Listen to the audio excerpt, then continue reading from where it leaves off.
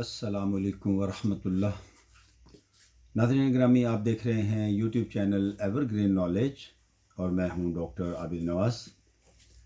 नाज़रीन, हम उर्दू अदब के तलबा और शायकीन के लिए सनाए व बदाए के हवाले से गुफ्तगू कर रहे हैं। और जैसा कि हमने शुरू में बयान किया था कि सनाए व बदाए की दो अक़साम हैं, सनाए मानवी और सनाए लफ्ज़ी। तो सनाए मानवी जो है ये हमारा मौजू मुकम्मल हो चुका है। आज हम गुफ्तगू करेंगे सनाए लफ्ज़ी के हवाले से। तो सनाए लफ्ज़ी में नाज़रीन सबसे पहले है सनअते तजनीस। सनअते तजनीस। तजनीस लफ्ज़ जैसा कि अपने मानी लिए हुए है और अपने मानी ज़ाहिर कर रहा है, ये लफ्ज़ बना है जिन्स से। जिन्स का मानी होता है क़िस्म। लिहाजा सनअत तजनीस के लुग़वी मानी है एक जैसा या यकसां।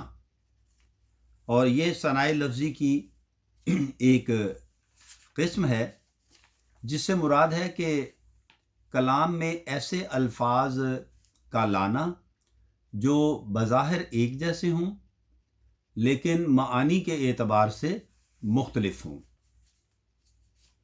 मिसाल के तौर पर तुम्हारी मांग ही दिल मांग लेगी, तुम्हारी मांग ही दिल मांग लेगी, ये चोटी किस लिए पीछे पड़ी है।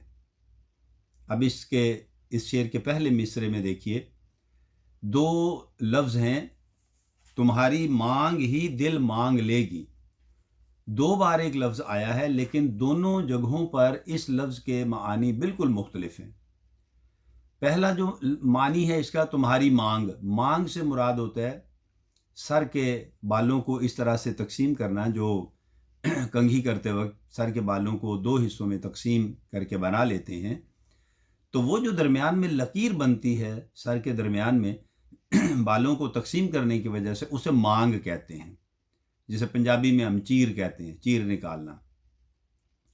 और दूसरा लफ्ज़ इसका यह है मांगना से मुराद, तुम्हारी मांग ही दिल मांग लेगी, यानी तुम्हारे बालों का खूबसूरत अंदाज संवारने का, बनाने का ये खूबसूरत अंदाज जो है यही हमारा दिल ले लेगा।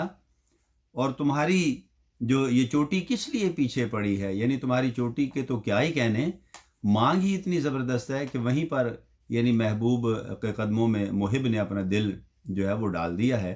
तो कहता है चोटी तो बाद की बात है, मांग ही इतनी खूबसूरत है कि हमारा दिल चुरा ले गई है। उर्दू अदब के जो शुआरा हैं नाजरीन, ये मुख्तलिफ़ अंदाज से अपने महबूब की तारीफ़ करते हैं और महबूब के हर अंदाज में वो एक नयापन और एक नई इख्तिरा पेश करते हैं, एक जिद्दत पेश करते हैं। जैसे गालिब का एक शेर है, अगरचे वो सनत तजनीस से ताल्लुक़ नहीं रखता लेकिन बहरहाल इसी मज़मून का है जैसा मज़मून ये शेर में है। लिखते हैं कि तू और आराइश ख़मे काकुल, तू और आराइश ख़मे काकुल, मैं और अंदेशा हाय दूर दराज। यहाँ वो इस शेर में ये कह रहे हैं कि ऐ मेरे महबूब, तू अपने बालों को संवार रहा है, सजा रहा है, बना रहा है, उनकी आराइश कर रहा है, उनकी ज़ेबाइश कर रहा है, और मैं इस अंदेशे में मुब्तला हूँ कि न जाने आज तू किस पे बिजलियाँ गिराएगा। काकुल भी बालों को कहते हैं। काकुल, तू और आराइश ख़मे काकुल। ख़म का मतलब होता है बालों के जो बल होते हैं, या जैसे होते हैं ना घुंघरियाले बाल, तो उनमें जो बल होते हैं उन्हें ख़म कहा जाता है। तो कहता है कि तू अपने बालों के ख़म दुरुस्त कर रहा है, अपने बालों के का जो घुंघरियालापन है उसको दुरुस्त कर रहा है, और मैं इस अंदेशे में हूँ कि न जाने तो आज किस से मुलाकात के लिए जा रहा है और किस पे बिजलियाँ गिराएगा। एक और मिसाल पेश करता हूँ सनत तजनीस के हवाले से ही। कहा दिल ने मेरी देखी जो वो मांग, कहा दिल ने मेरे देखी जो वो मांग, कि है ये रात आधी कुछ दुआ मांग, कि है ये रात आधी कुछ दुआ मांग। अब इसमें भी यही लफ्ज़ इस्तेमाल किया है मांग का, और शायर कहता है कि جب میرے محبوب کی مانگ میں نے دیکھی وہ اتنی خوبصورت تھی تو میرے دل نے کہا کہ اللہ کی بارگاہ میں کوئی دعا کرو، آدھی رات ہے، آدھی رات قبولیت کا وقت ہوتا ہے، تو گویا یعنی وہ کہنا یہ چاہتا ہے کہ اپنے محبوب کو وہ مانگنا چاہتا ہے اپنے اللہ سے. اس کی مانگ اتنی خوبصورت ہے کہ اس کو دیکھ کر وہ اس کا دل چاہ رہا ہے کہ وہ اللہ سے مانگے اپنے محبوب کو. تو یہ صنعت تجنیس کے حوالے سے 2 اشعار ہم نے پیش کیے.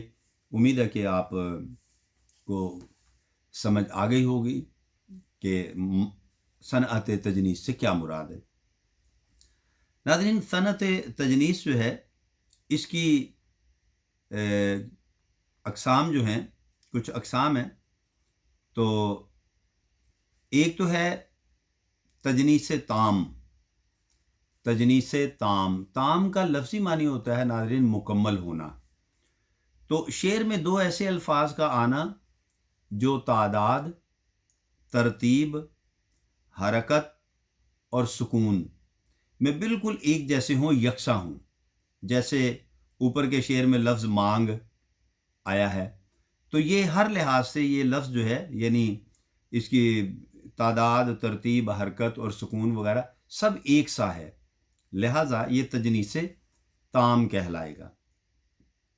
اب یہ جو تجنیس تام ہے اس کی مزید دیر آر 2 سب کیٹیگریز، اس کی 2 مزید ذیلی اقسام ہیں.